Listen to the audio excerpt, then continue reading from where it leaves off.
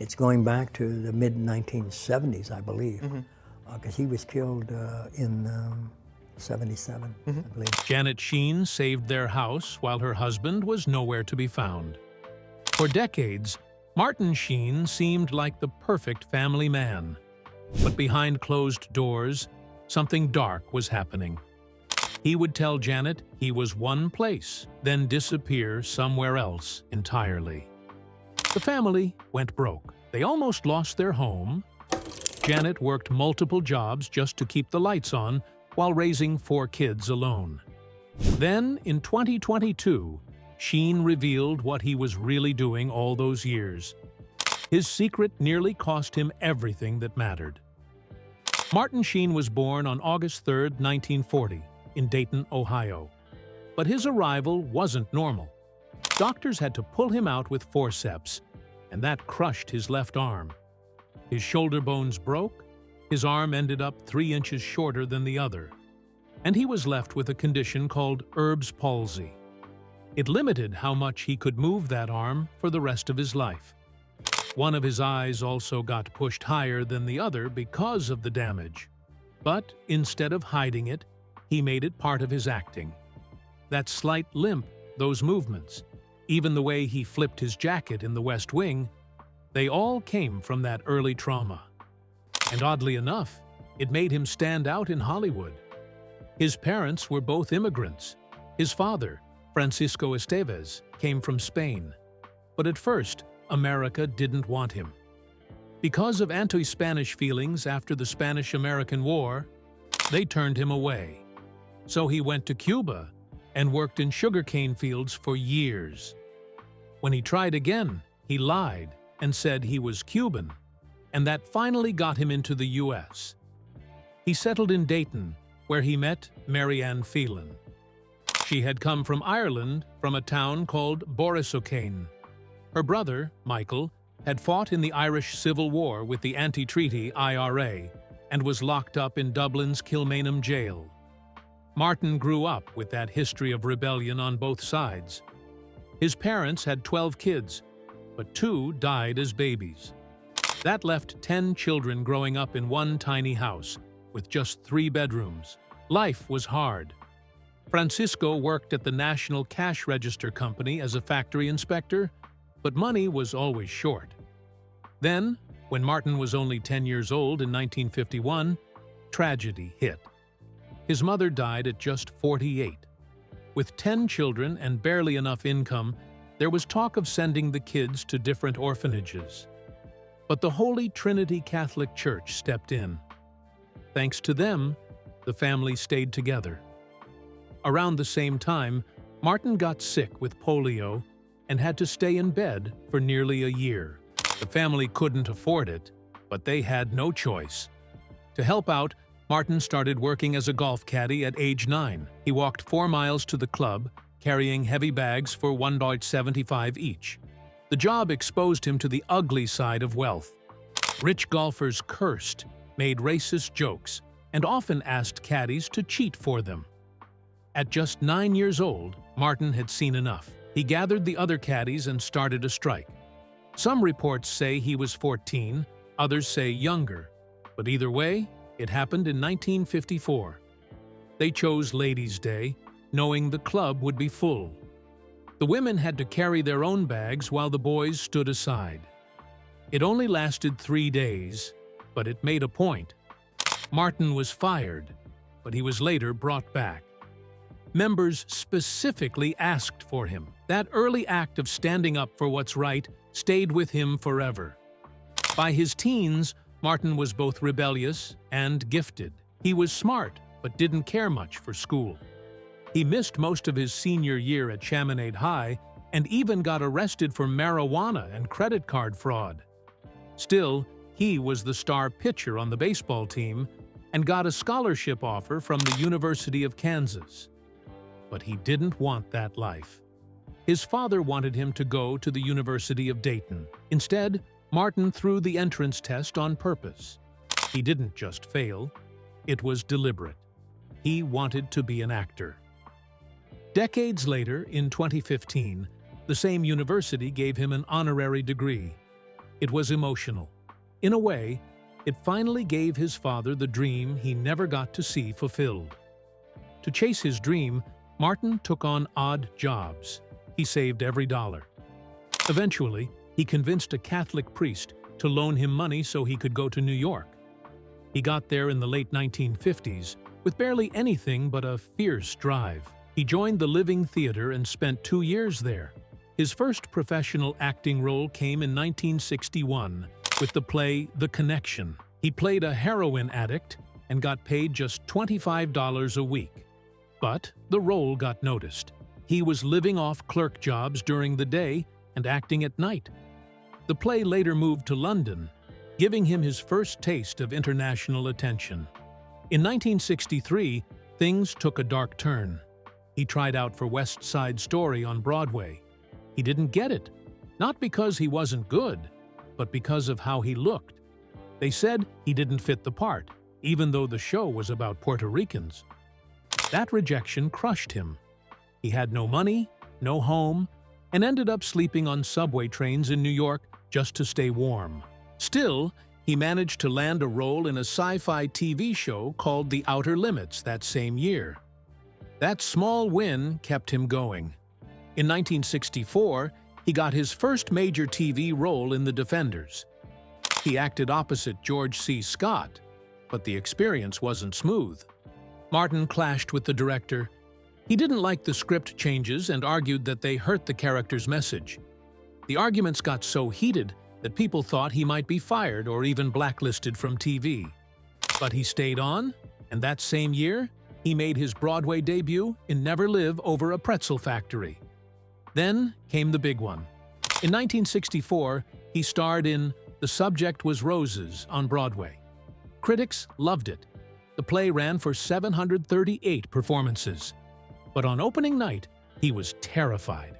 He had barely rehearsed. At one point, he even forgot his lines and panicked.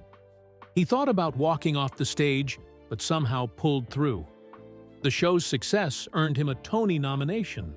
And when it was made into a movie in 1968, he reprised his role and got a Golden Globe nomination for Best Supporting Actor. In 1965, he landed a role on the popular TV show As the World Turns. For 5 years, from 1965 to 1970, he played Jack Davis. It wasn't just a job, it was stability during a time of struggle. Every day, he memorized huge amounts of lines and worked long 12-hour days just to keep the character alive. His role wasn't simple either. He played a medical researcher working on a youth serum who also claimed to be someone named James Stenbeck, who had supposedly died. That kind of twist made his character unforgettable. More importantly, millions of viewers across America saw him on their screens every week. That kind of daily exposure slowly turned Martin Sheen into a familiar face and a dependable actor. 2 years before that job ended, in 1967, he stepped into the world of film for the very first time. The movie was The Incident, and it was anything but gentle.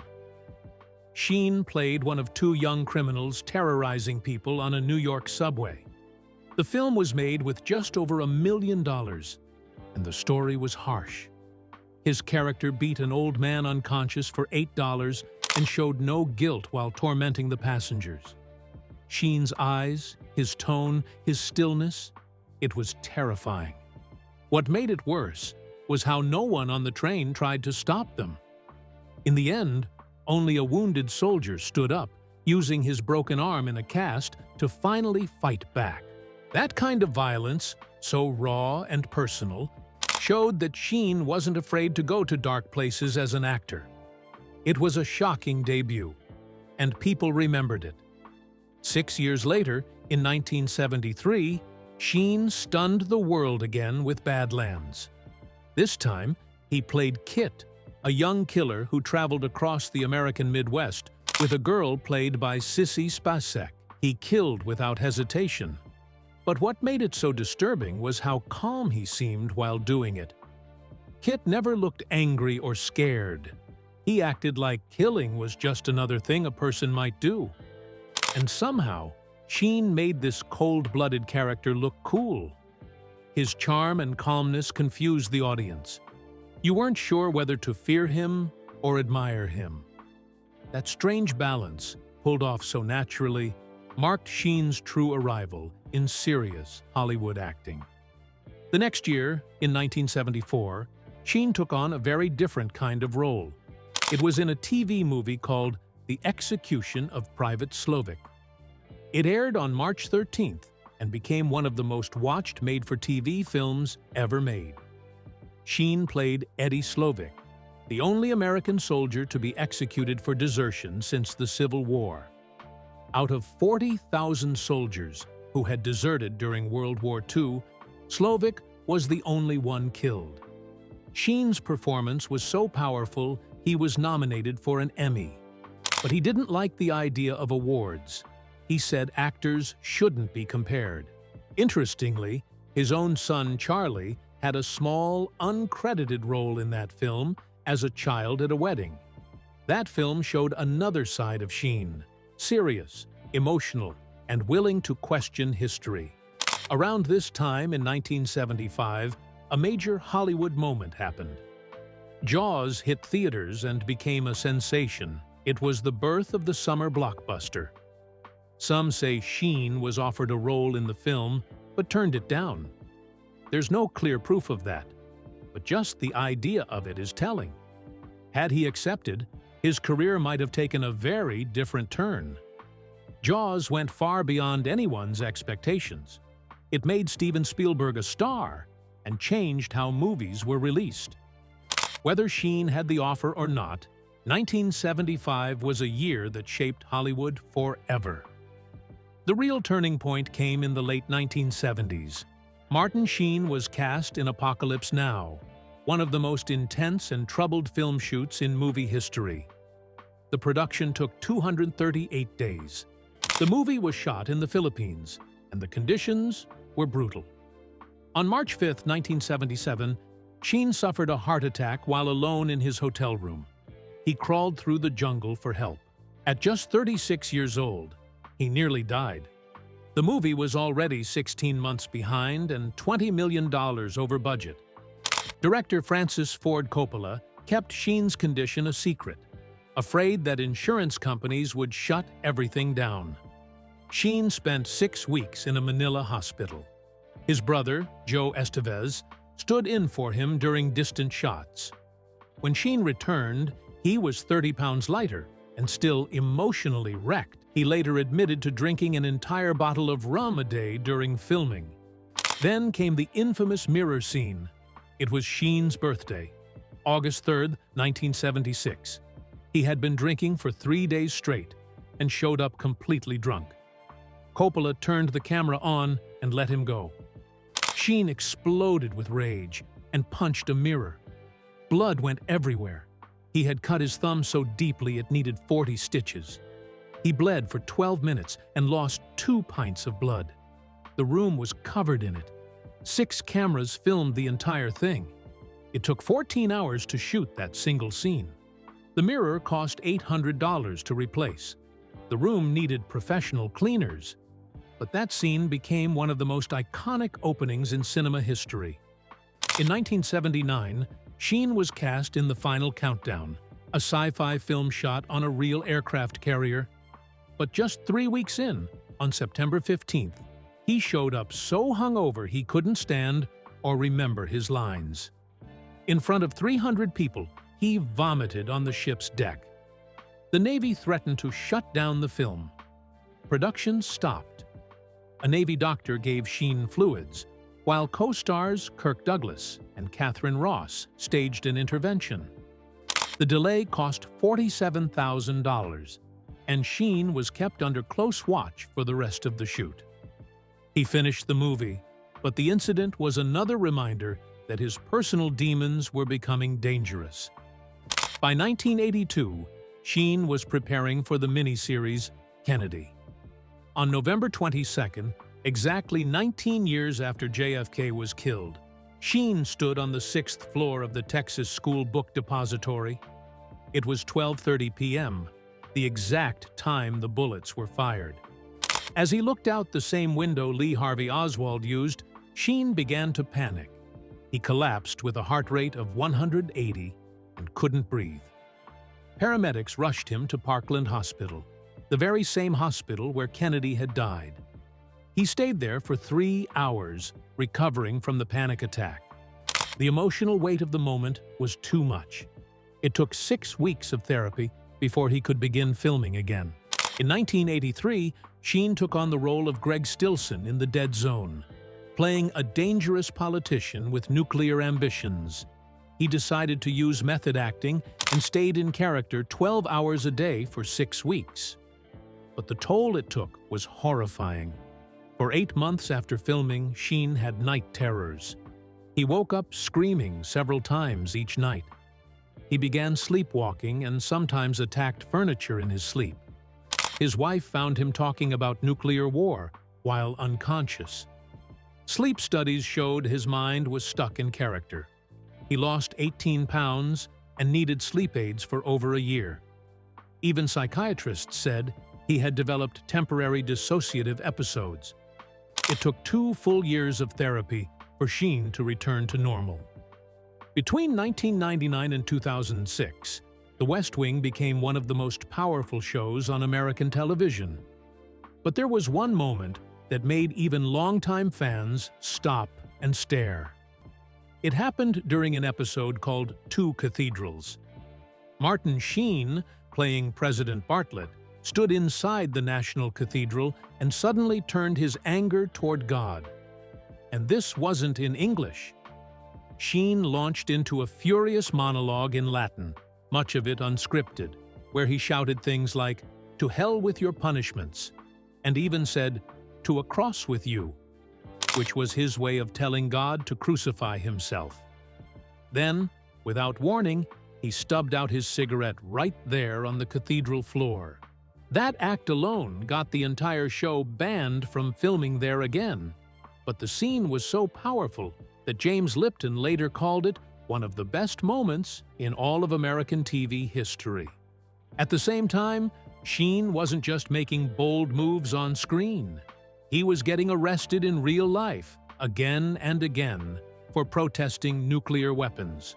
One major arrest happened on January 27, 1987, during a demonstration at the Nevada test site. That date marked 36 years since the first atomic bomb test. Sheen was taken in on charges of intent to commit a crime and had to pay a $5,000 cash bond. But he wasn't alone. Within just 2 hours, 65 more people were arrested.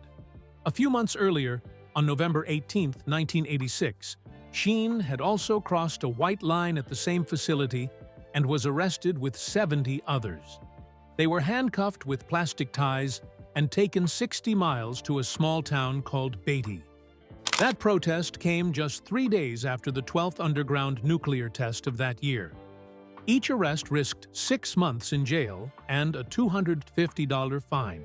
While fans saw Sheen as a calm, noble president on screen, NBC executives behind the scenes were growing nervous. Their leading actor's activism was starting to worry them, especially if it might interfere with filming schedules. But Sheen wasn't only creating tension. In 2004, something unusual happened on 2.5 Men. Sheen guest starred as a character named Harvey, Rose's father, who ends up having a fling with Evelyn, Charlie's mother. It would have been funny on its own, except that in real life, Martin Sheen was Charlie Sheen's father. And their relationship off-screen was rocky at the time. Charlie was already dealing with personal troubles that would later explode in 2011 when he was fired from the show. The show ended up predicting some of that chaos. After Charlie was fired, the writers killed his character off-screen by saying he was pushed in front of a train. Then, in the series finale, they brought him back just to drop a grand piano on him from a helicopter. Sheen's role on the show was one of the last times father and son worked together before things truly fell apart in public view. By 2010, something changed. Sheen starred in a film called The Way, directed by his son Emilio Estevez. The movie told the story of a father walking the Camino de Santiago in Spain after his son died on the trail. Sheen played Tom, a grumpy doctor who picks up his son's ashes and decides to complete the pilgrimage for him. But what made the film special wasn't just the script. This project helped Sheen and Estevez reconnect in real life. As the characters on screen made peace, so did the father and son behind the camera. The film didn't break records at the box office, but it touched people deeply. With a quiet soundtrack featuring James Taylor and Nick Drake, it explored grief, forgiveness, and the journey of healing. Critics said it showed just how strong the bond between father and son can be, even if that bond had been tested in real life. Then, in December 2015, Sheen's family faced another emotional moment. At the age of 75, he had to undergo quadruple bypass heart surgery. It wasn't an emergency, but it was serious. At the time, he was filming Season 3 of Grace and Frankie on Netflix.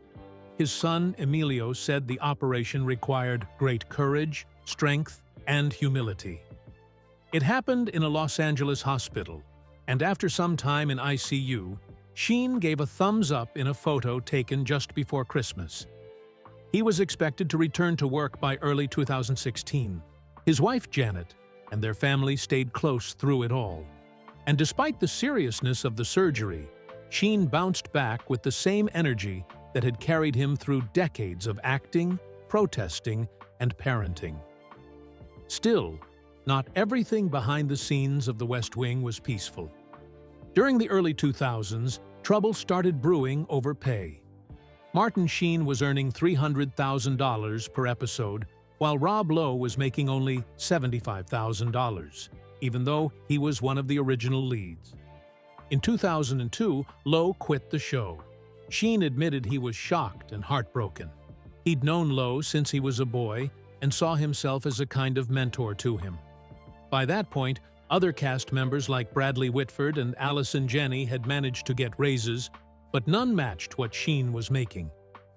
Lowe's exit was handled with care on screen, allowing his character to leave gracefully by March 2003. But off-screen, the tension left a mark. That same year, every main cast member except Rob Lowe got an Emmy nomination. Even in 2021, Sheen kept working. In the film 12 Mighty Orphans, he played Doc Hall, a county doctor who had spent decades helping orphans without ever asking for money.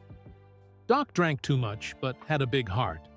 His friendship with Coach Rusty Russell, played by Luke Wilson, gave the story its emotional weight. The movie focused on how a group of orphaned boys became football champions, but Sheen's character helped remind everyone that even broken people can lift others up. For Sheen, who had spoken openly about his own battle with alcohol, the role felt personal. It wasn't just a character, it was a part of his truth. Martin Sheen met Janet Templeton in an art class, and from the very beginning, things were different. Their first date wasn't a dinner or a movie. Instead, they snuck into a museum exhibit that was off-limits. It wasn't just bold. It was the perfect start to a love story that would last more than 60 years. On December 23, 1961, they got married. He was wild, she was fearless, and they were both young enough to think the world would bend for love. Somehow, for them, it did. Even today, after 64 years, they're still together. And not just in name. Sheen says Janet is the scariest person he's ever met. Not because she's mean, but because she never lies. Her honesty became the one thing he knew he could trust, even when everything else was falling apart. They had 4 children: Emilio, Ramon, Charlie, and Renee. All of them became actors, just like their father. But Sheen wasn't always around to see them grow up.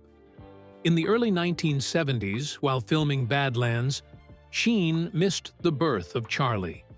That wasn't the only moment he missed. Through the 70s and 80s, there were school plays, birthdays, and family dinners he never showed up for. always off filming, always chasing the next role. By the time Emilio had his first child, Sheen was 43, and he finally started learning how to be there, really be there, for the next generation. But when he wasn't acting, he was protesting. In the 1980s, Martin Sheen turned into a full-time activist. He got arrested 66 times for civil disobedience. He even called the day he was arrested with Father Daniel Berrigan in 1986 the happiest day of my life. But it wasn't all joyful. Sometimes Janet would be sitting with him at a romantic anniversary dinner, only to get up and go bail him out of jail. One time, in 1989, he got arrested 13 more times before even making it to trial for blocking access to a federal building. The judge finally sentenced him to 400 hours of community service. So Sheen went to work at a soup kitchen, and he never stopped. Even 24 years later, he was still showing up. In 2012, while filming Who Do You Think You Are?, Sheen found out something that shook him. His uncle, Michael Phelan from County Tipperary, wasn't just Irish. He had been in the IRA during Ireland's War of Independence in the 1920s. Sheen visited the exact cell in Dublin where his uncle had been locked up. He even feared his uncle might have helped assassinate Michael Collins, but the records showed he was in prison at the time. That discovery brought a wave of relief. It also helped him understand why his mother, Mary Ann, had been sent to America, likely to escape the violence of that time. But the darkest chapter came during the making of Apocalypse Now. The year was 1977. The shoot dragged on for 238 days in the brutal heat of the Philippines. Sheen was drinking every single day, trying to numb the pressure. Then one night, he collapsed in his hotel room with a massive heart attack. He was 36. He crawled across the floor, alone, trying to find help. Doctors said he had a 50% chance of surviving. His left artery was completely blocked. While the production paused for 6 weeks, Sheen was fighting for his life. But Coppola kept the cameras rolling, even during Sheen's breakdown. That mirror-punching scene in Apocalypse Now? That wasn't acting. He was having a real breakdown, and it made it into the film. He got sober, but not right away. In fact, for the first 20 years of their marriage, from 1961 to 1981, Sheen lied to Janet over and over. In 2022, he finally admitted it. He said he was a dishonest husband and an unreliable father. He would tell her he was one place when he was really somewhere else, usually drinking. Janet knew. She nearly left him more than once. But she didn't. She stayed. And he credits her with saving his life. Ironically, when he finally got sober, it almost didn't last. In 1986, he took a role in Shattered Spirits, a film about an alcoholic father. He thought he could handle it, but playing that role pulled him back into the darkness. Within weeks, he had relapsed. It got so bad that Alcoholics Anonymous members had to show up on set and hold emergency meetings just to keep him from falling apart. The production nearly shut down. After that, Sheen made a promise to himself. Never again would he use his real trauma for a role, unless he had the support to handle it. That same year, something else nearly broke him. The family was broke. All the drinking, all the lost roles, it caught up to him. They were close to losing their house. He hadn't paid the mortgage in months. Janet had to step in again. She worked odd jobs, handled all the bills, and somehow kept the roof over their heads. She saved their home while raising 4 kids and holding everything together as Sheen spiraled. In 1981, a trip to India changed him forever. In Calcutta, he saw children starving on the streets. For the first time, he understood what it meant to live without. He walked through slums in silence. When he came back to the U.S., he walked into a church and confessed everything: the lies, the alcohol, the pain. He cried. He says that moment is when he found God again. That trip didn't just change his faith, it saved his marriage, his family, and his future. By 1987, he finally got sober for good. And by 2025, Martin Sheen had stayed sober for more than 40 years. He was 85. He still remembered waking up in a hospital bed in 1977, with Janet sleeping on the floor next to him, calling a therapist in New York because she didn't know what else to do. She stuck with him even then, even when he had nothing left.